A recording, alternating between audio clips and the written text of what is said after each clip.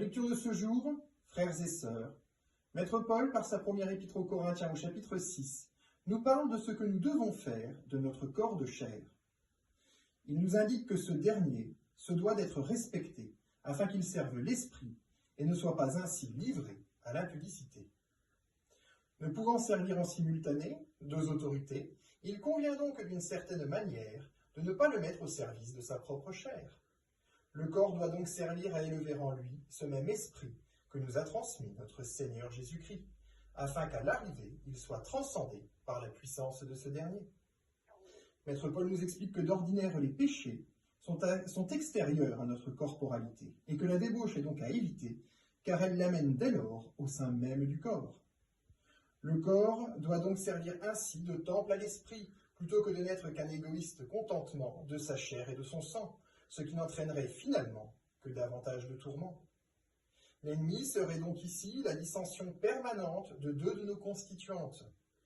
Rappelez-vous les semences qu'un semeur sema. Suivant leur point de chute, qui sait ce qui d'elle adviendra? Ainsi vos occupations, elles aussi participeront au développement de votre être profond. Soyez donc vigilants et tâchez de faire en sorte que votre environnement permette à votre graine intérieure, ce faisant, de devenir la plante qui produira du fruit abondamment. Ainsi, en ce dimanche, frères et sœurs, mettons le corps non pas au service de la mort, mais au service de la vie, celle-là même qui n'éclot que des dons de l'esprit. Faites également attention aux idéologies du moment. Notre corps sert à cultiver l'esprit, c'est un fait établi, mais il faut savoir le traiter durement, comme Maître Paul le fit en son temps, afin que de la chair les désirs ne nous guident point à leur empire.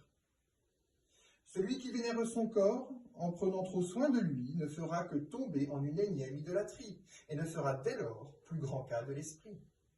Narcisse, n'en déplaise à nombre de nos contemporains, n'empruntait pas du Christ le chemin.